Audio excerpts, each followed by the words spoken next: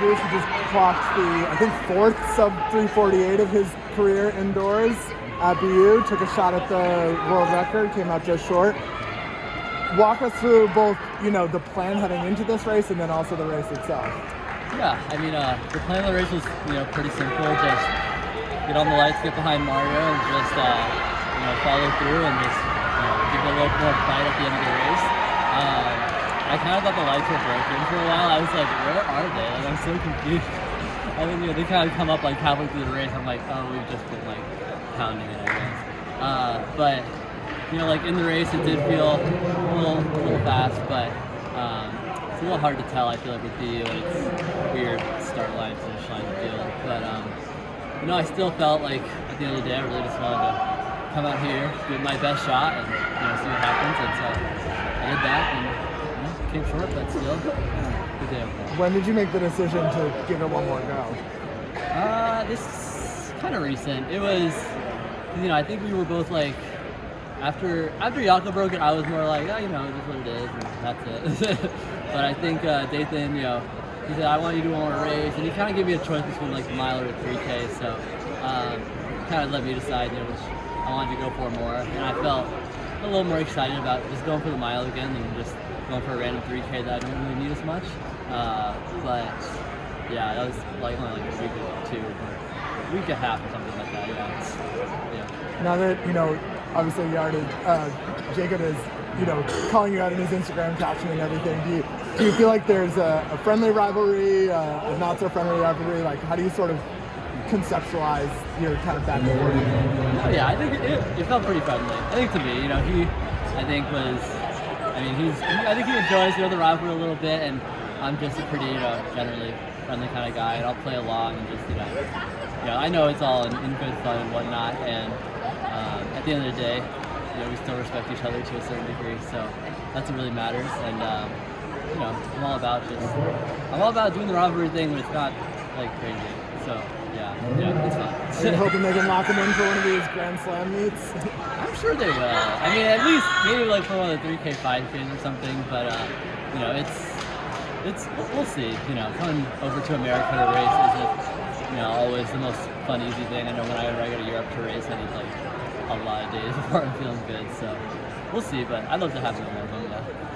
What were the lights supposed to be set at, and was there an issue? Because I was talking to Mark Coogan, he said he thinks there might have been an issue in the women's race with that being set to like 1600 pace instead of a mile. So do you know anything about that? I don't yet. I haven't talked to Dathan or something about it yet. I'm sure he knows, but he told me that like basically the front of lights was like 345 or 344 high or something. Even? I think so, yeah. Okay. And then the back of the lights I thought were supposed to be like 346. But it felt like I was close to the back of the lights, but I ran like 347. So, I'm not really sure exactly what happened. It would have been a real bummer if I was with the lights and I still didn't get it. That would have really sucked. Yeah. But, at the end of the day, because I wasn't really feeling it that last 200, so. Yeah. Did you think you went out a little too quick, or what did you feel about the pacing? It felt like a little quick, but, I think with the pacer and stuff, I'm just like, I'm sure they know what they're doing. Everyone seems to say, you're doing good, like, when you're going around, so I was feeling like generally pretty good about it, but I think definitely like once like the lights kind of caught up and then Mario pulled off, I was definitely feeling like a little more tired. Did you feel any added pressure today? I feel like in the past when you've broken records, it's never really been publicly announced, but going into this one, everyone was here to watch you, take a crack at the world record. Any other pressure today? There's definitely a little more involved, I think, because when you come to BU, you're here to run fast, you're here to run a record, you're here to do something. So I think coming into this kind of with that expectation feels a little different, and not quite as fun as when you're just here to race and run well and then just see what the time comes after that. It's still worth a shot, I'd say, and still very fun to kind of go out and at least give it a shot no matter what. So the last few years, you've hit the indoor season pretty hard, and then you've kind of been able to build back up a little bit, have like maybe a low-key outdoor race, and then go into Diamond League. This year, it's a lot closer. You got this Grand Slam meet in a month from now. So how does your training look different with that new challenge?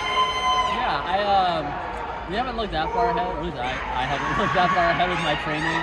I'm sure Dathan has a good idea. He did say things were going to be a little different than they are in years past. Just so you know, I can come up to this first Grand Slam and still be fast and competitive and do well. But yeah, I'm sure it's just going to involve hopefully still staying very consistent the whole year, but still being able to take things out quite fast in early April. What do you think about having Wang Yongyi, having to race him in an 8 and a 15 now? Yeah, it's going to be tough. I mean, I feel like the 800s was already, going to be hard with Mark going in, and the more 800s that you add, the harder it's going to be, no matter what. But at the same time, it's like, if I'm going to be doing 800s, I want to be doing them with guys who aren't very good at the 800. I think that's going to make it really, really exciting, and I think it's going to come back and be great in 15 as well. So it's going to be competitive, it's going to be fun, it's just going to be racing. Do you think there's an onus on some of you 1500 guys, one of you guys to make the pace fast, or do you trust your kick against those two guys, the 141 guys? Well, I do trust my kick against them. I do. I think I'm more fast at the end of a 1500 than I am maybe at the beginning of an 800 I would be, but it's I don't get out that quickly. But I think I wouldn't want to go too slow just for the hustle and bustle reasons, but we'll see. We'll talk about each race as it comes, and I think after this first one especially, we'll kind of have a good idea of how it may play out in the future. Are you gonna get a little FOMO from World Indoors and knowing you're so fit now? Is there a little bit of sort of a second thought or regret about skipping out on that opportunity? No, I think this is still good because it still gives me the kind of at least a little bit of a lull before I kind of build up again for outdoor, because I do think I need some of that. And it's really important just to focus on at the end of the day it's Worlds in Tokyo that we all care about, and I do wish I could be at World Indoors and it not impact my season, but it is just at a weird time, and being so far away it'd be difficult. So it is what it is, and hopefully next year it'll be a lot easier to go out and do it. I noticed there was a film crew following you around. What's the story behind that? It's secret, maybe? I don't know. Is it secret, Ollie? I'm gonna say yes. I don't answer that. Yes. We're gonna say secret filming thing. Yeah. Okay. Do you get final cut because there was some, you've thrown up a little bit there, and I noticed that. I doubt it. I don't know. We'll see. All right. Thank you for the time, Yared. Thanks so much, Appreciate it. Yeah,